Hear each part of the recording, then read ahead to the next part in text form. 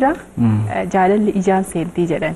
Taisaa guyyuma sagalee isaa dhagayetti 150 dhawiti. Ansi dhukkubsadhee hedduu dibamee. Ijoolleen tun wal fuute malee waliin hin turanii. Takkaatti naaftee hin beektu. Kasitti haasa'u. Kasi jaalatu.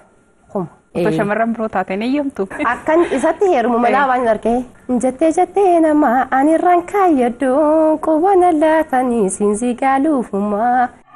Harka fuunii kabajamtoota daawwattoota keenya akkam jirtu bakka jirtan maratti nagaaf jaalalli keenya isinaa ga'u jecha yeroo hundaa hawwiidhaan sa'a kanatti kan eeggattan yeroon jaalalaa keenya jalqabeetiidha kan jiru keessummoota keeyyatti isin dabarsuufan jedhaa isa dura garuu namoonni iddoo garaagaraatii qophii keenya irratti affeeramuudhaan muuxannoof mudannoo keessan nu qooduu barbaadan 8331 irratti yaajaa jettanii nu biraan ga'uu dandeessu qophicha kan isin biraan ga'anii mooneet beeksisaatii mee keessummoota kiyya wajjin wal sin barsiisa anaa dhufu baga nagaan dhuftani.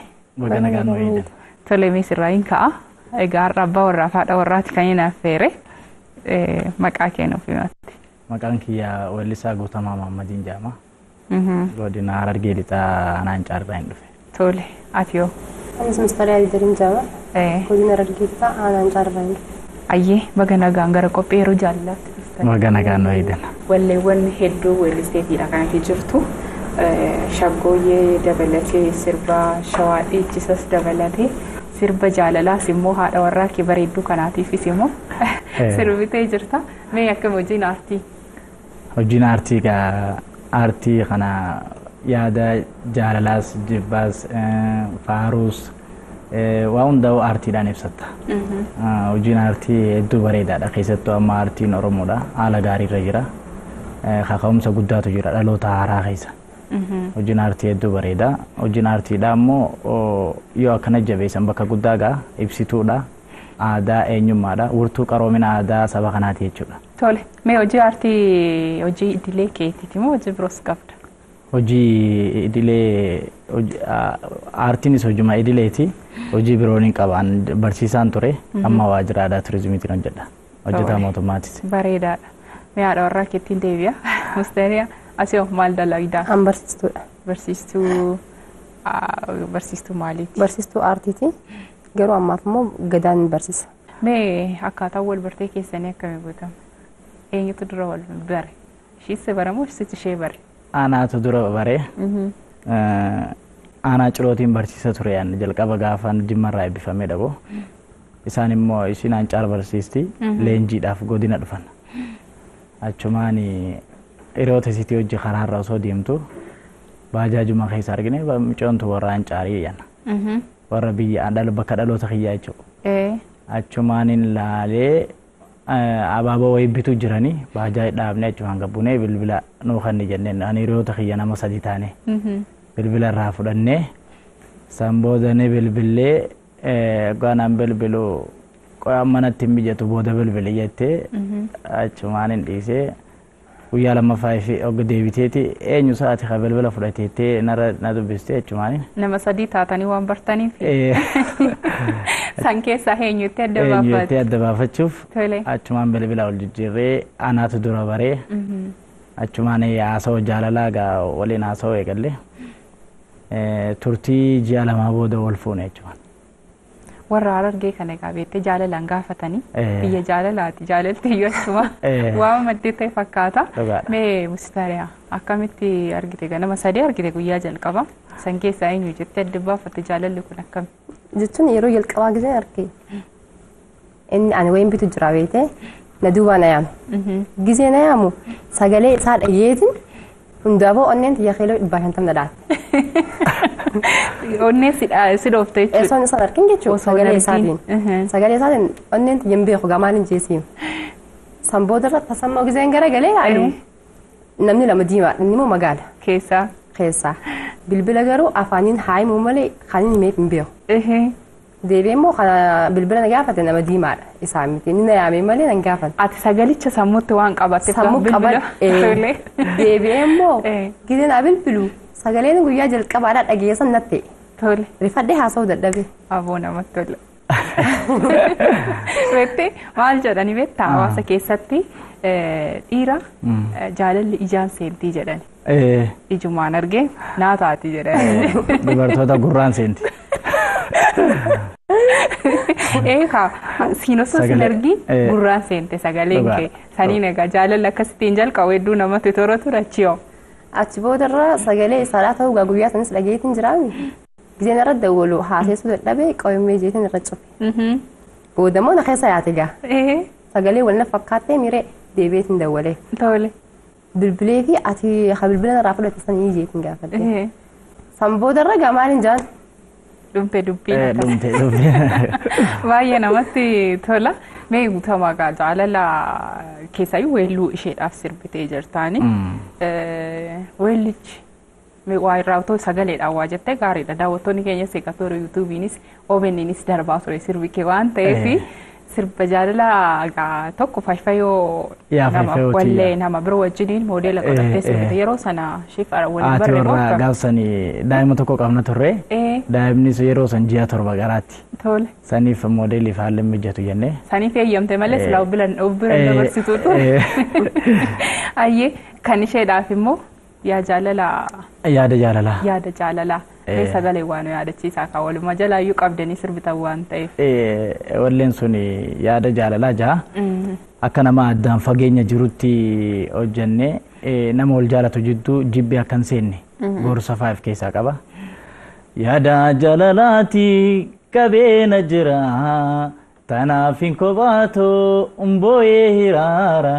Ngotuna lali meona nate yalo shati yadufte silana gadi yada jalalati kabena jira anafin kopato kairara ngotuna lali meona nate mena lali sirrahin kabame korichi khosihi maleni dabame Ansi dukusande dudi bame Ansi dukusande dudi bame Baay'ee namatti tola. Ishumaaf dhukkubsatte makka. Ishumaaf dhukkubsatte. Mee moodeela godhatee amma shamarran biroos jiru. Miira akkamitti dhagahame giiftii kiyya moodeela naa ta'eeti si waliinan sirba gaaf jedhu. Haalaan dhagahame malee. Maaliif yeroo jalqabaa dhaatu moodeela mucoon naaf firaa beete gisee inni moodeela barbaadu ammoo dhiiroo akkamii haati warraa kun ni naafti moo akkamii jee yaadaa ture isarratti immoo niin beeka saniifuu waan ulfateef jecha ammaa yaadini moodeela ana tasii barbaadduudha kanin jee kanatti barbaadde ufa shamarran biroo taateen eeyyamtu ni hayyamu malee maaliif hojiidha beeka hojii waan taateef ni hayyama garuu ammaan tan ammoo anis waan leexaa jiruuf jecha waan filateen wajjin hojjechuu saadha hedduun galateeffadhaa jechuudha malee. Mee hojii aartii keessatti amma keessaayyuu guutamaan weellisaadha waltajjiilee garaa garaa irratti sirbuutu jira sibraa bahuutu jira karaa dheeraa deemutu jira gaaf kana egaa waltajjii fa'aa irratti amma shamarran isa dhungachuu danda'u itti maramuu danda'u gaafa san mee gaafteessee ilaaltu kana dura waa si mudates jiraachuu mala mee nuu kaasime akkamitti ilaaltame. Sirrii imanuun fudhatta. Amma fakkeenyaaf ni beektaa? Ogguu duraadhaa sammuu santee amansiisuu qabda. Dhugaadha. Maaliif namni kun anaaf abbaa mana kiyyaati. Garuu wanti inni dalaguu qabu immoo waan Oromoo guutuuti. Saniifuu ana qofaaf osoo hin taane Oromoo guutuuf waan dalaguuf jecha wanta akka waan natti dhagahamu jiru. Ammas itti dhagahamu. Takkaatti naaf ta'e hin beektu. Hin beeku. Hin jaalattu jechuudha. Hedduu jaalladha. Jaalladha hinaaffaa jechuun walii garagaraa beeka. Dhugaadha. Maaliif sin maramtee maaliif si hojii haasawitee osoo hin ta'in hinaaffaan karaa meeqa qoodama. Dhugaadha. Atis akkamitti naaf ta'e? Jechuun akka hin hinaafu ni beektaa? Hinaaffaa maaliif sin maramaa maaliif kana gootaa maaliif sababaa hojii osoo hin ta'in jechuudha. Hinaaffaa jechuun kan hinaafu fakkeenyaaf osoo bakka biraa jiru bakka biraatiin jiru waan jedhe hedduun hinaafa. Wanti dhuunfaa jechuudha. Asumaan dhagaye. Dhagahuutiin jira. Saniif malee karaa hojiitiin wanta kanatti hin dhaga'amu jechuudha. Amma hojii aartii maaliifan kaasee yeroo baay'ee amma yoo hojii tokko keessa jiraatan namoonni wal hubatan atama barsiistuudha bakka biraa ooltaa inni bakka aartii oolaa hojiidhaanis bakkee garaagaraa deemaa nama hedduu faana wal argaa oolaanii gaafa kana nageenyi gidduu isaaniitti uumamu walitti hinaafuutu jira yeroo hedduu jechuudha. Saniin bultiin namaallee diigamtiin gaafa immoo aartistii ta'u hojii aartii keessa jiramu namoota hedduutti jaalala isaanii isaaf ibsa'u saamallee bilbiluu jira dinqisiifataan bilbiluu jira achi keessatti inaaffaa gaafa jedhamu namni tokko dhiirri tokko haati manaan koonatti hin inaafne nan jaalattu jechuudha dhani kan of amansiisanis jira dhiirris immoo isheetti yoo inaafne anu jaan ture jechaa jira garuu inaaffaan walii akkuma ishiin ibsite kaastee jirte waanuma inaafaniifis jaalala hin jedhamu yoo caallisaanis immoo hin jaalattu jedhama ana kaasee malee wallabdee isin gidduutti akka nuuni waamnatti inaafne akka hin jenne galata rabbii jedhe malee galata rabbiiti maal goota bakka inaaffaa kanarratti amma gaafa abbaa manaa taate aartistii taatu haadha warraa keetii ishiin amma nama aartiiti walaloos ni barreessiti sagantaa hedduullee walaloo wal jalaa qabaa waltajjiillee dalaynee beeyna. Ani beeksisaa baandii odaa bultime waltajjii achirratti hojjedha. Yoo haati manaa keetii waa'ee aartiin beeyne akka isin hin naafne aartii barsiisuu qabda. Amma gaafa Finfinnee dhufee kiliippii waraabuuf audiyoo istiidiyoo dhufu akka waan yeroo hunda nutti toluutti ilaaluu danda'a dubartoonni gaafa mana dhiistee biraa deemtu. Achi gaafa fuudhee dhufee kiliippii amma hojii hojjenne kana ediit goonu qorra keessa teessee baatee rooba keessa maal jettee rakkattee isee viidiyoo waraabdu gaafa agartu hojumaa Finfinnee ta'a malee itti toleetii miti jettee kana booda ni agarsiistan jedha dadhabbii aartiin qabu gaafa ishee agarsiistu ni naaftu jechuudha. Tole mi'a ta'u isheetti naaftaare. Ani amma isheen inni naafoo jetteetti ati guutamaan. Amma hinaafaan tun maal seeti? Inni naafoo jechuun soba dubartoota biraa isa. Maaliif egaa amma dhugaadha warri karaa argee keenyaa kun dhugumaa suna hinaaffaan jaalalaa jira hinaaffaan jaalalaa qalbii keessatti gaa hin baafattu malee amma fakkeenya bilbila faa bilbilee osoo bilbilan kaateen faa turte maaliif bilbilan kaafne faa jette waan jaalattuuf itti hinaafuu jechuun ittuma aaruu jechuudha yeroo fi malee hinaaffaa biraan qabu nuti nama waggaa afur hojii ture daa'ima hojii qabnu hedduu nama wal amanuurraayi. Aartii irratti xiyyeeffannee wal amanuudhaan hojii aartii saba kanaa aadaa kana guddisuu sabni tokko guddachuudhaaf aadaan isaa jiraachuu qaba. Aadaa kanarratti akka hojjennu dadhabbii hedduu wajji harkaa turreef walitti naafnee hin beeynu. Silayyuu argeen cinqiin fedhuu yeroo hundaa gammaddee jiruu kee jiraachuu nama waliin jiraachuudha waan ta'eef kanaaf. Mee akkamittiin ishee ibsitame haadha warraa keetii turtii waggaa afuriitii haasaa kee keessatti kaasteetta kan waliin turtanii san biraan immoo daa'ima tokko godhattaniirtu akkamittiin ishee ibsitame?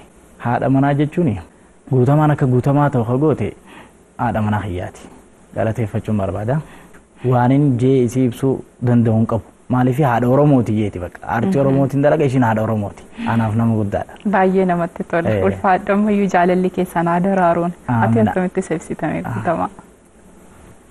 Anamma guutamaan abbaa mana kiyyaati kana akkamitti isaa ibsuu danda'u hojii aartiidha hin jiru hedduu bakka ni lafaa halkan kan hirriiban qabu uumoo barreessaa bula.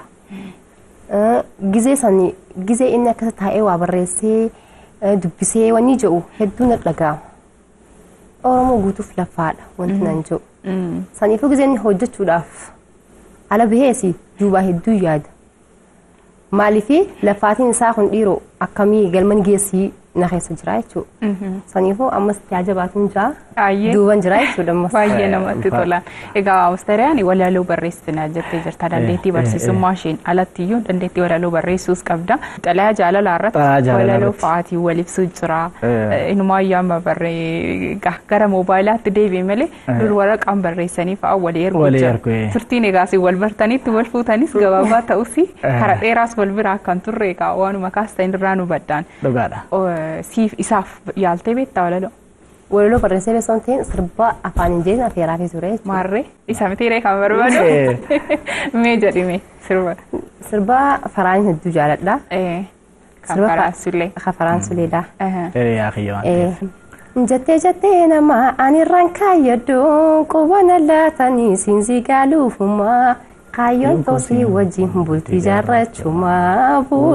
jaarrachuma Karayyoon tiyyayyasii haleekte arruma dhuftaan alaan na hafte jalala namni narra beeke waan agarsiisaa qubana laate. Kanaa jechuudha. Osoo itti heerumii immoo itti heerumte. Osoo itti hin heerumin jechuudha. Osoo itti hin heerumii durumaa raagaa turte jechuudha akkasitti heerumte. Akkan isatti heerumu malaa waan argee. Guyyuma sagaleen isaa dugda duubaan si seente. Maal seete? Dhiira hedduudhaafis naaf bilbilti. Garuu dhiirti hedduun gisee na dawwaltu takkaa 50 ol onni jedha 50 ol takkaa dhaatteen beektu.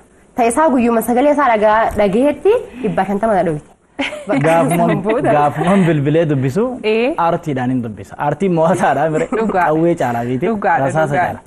Gaafumaan bilbiluu fi arrabni kee muuzaa nyaarri kee daraaraa hidhiin kee buskutaan siif hin haraaraa gosti bareedinaa hundinuu sumarraa warra kee gaafadheen fudhee siin baraaraa jeetuman kool itti godhaan.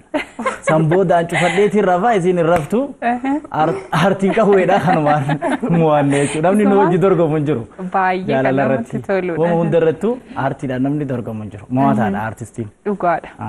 Kanaafuu Dariyaan sanumaan harka kennatte. Sanumaan harka kannitee dhufte. Tole. Mee waldhabdeen isin gidduutti uumamee beekaa? Anaafisii gidduutti dhimma namni jiru wal dhaba. Namni wal hin dhabu jechuun sobaa. Waldhabdeen anaafisii waldhabnee ollaan nu dhagee tokko hin jiru. Waldhabni keenyaas waldhaba hinaaffaatiin dhufe takka hin jiru. Daa'imni teenya faantolii jaamti. Amma reefu waggaa tokkoof ji'a 8 akkasi. Warri faamilii isaanii akka malee nama gaariidha.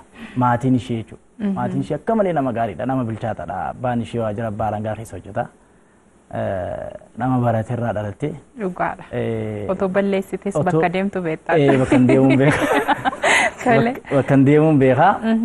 Bakka isiin mana isaaniitiif hangafa. Yeroo taphannee qofalluu nuun ga'u anaafisii mana keenyatti. Mana keenya gaafa teenyu bakka ijoolleen barataadhaa hojjetaadhaa bakka walii ta'anii agartu. Jaalala qabnaa, jaalala qabdi, jaalala namaa qabdi. Guyyaa rabbiin qaburraa yoo hin jirrees manni kiyya guutuudha. Akka gaariitti gammadanii oolan. Nuti sa'aatii gaafa amma xiqqishuma isiin mufachuu barbaadde anasumaaniin walleedhaan keessaadhaa. Aartiidhaan ishee kan Aartumaadhaan keessaadhaa bakka dhiifte. Waldhabaa afaan keessa takka walitti muufatu sunni jira isa san malee waldhabaa hamaa ishiin na biraa deemtee maalii hin jiru. Gidduu seenee hin beeku. Ammayyuu sin gidduun seenee eenyutu bishaan eenyutu abidda sin keessa. No keessa anaatu dafee haara. Isiin tasgabbooytuudha. Ishiin amtuu fakkaatti bareeda. Amtuu fakkaatti. Gaafa laaltu. Gaafa laaltu amtuu fakkaatti. Anaatu dafee haara amma mana ol seenee tumme xiqquma waan natti hin tolle tokkoon arge namni dafee haaru ana. Dafeetiin haaraa isin amma gaafa nan haaru kanan dhageessu fuula gaariin adeebistii gisee nan gabbee dhufee. Arra ajaa'ibaatti taphannaa walufaanni dhufna jee bakka manni keenya oowwaadha. Haasawa bareedaan haasoyti. Bakka nan hin qabnetti osuma hin qabne naaf iddi. Isii bira uumaa takka dhabeen beeku. Namni dafee haarummoo aanaa maaliif wanni hundinuu niin ariifadhaan niin jarjara. Hojii aartiis giseen dalagu gaafa manaa bahu waan san saksas godhu malee hin galu. Fixu malee waan hin eegalee tokko. Isin bakka gaafa wanni kun maaliif akkana ta'e yoo amma fakkeenyaaf hojii aartii alatti bee rakkoon na mudate bakka anatti bilbiliin qo'e waan xumuranii jira faajee gaafa bilbilatti cufuus turtii deeqaa 30 booda amma si milkaa'ee jettee afaan bareedaan haa dawwalti. Anaatu aara malee isin garaa bal'atti. Egaa dhiira milkaa'aa tokko dubartiin cimtuu jiraachuun ni ibsa waan ta'eef atis egaa maatii tasgabbii fi seera beekurraa dhalatte seericha egaa mana keessatti namni tokko bultii isaa akkamittiin gaggeessuu akka qabu.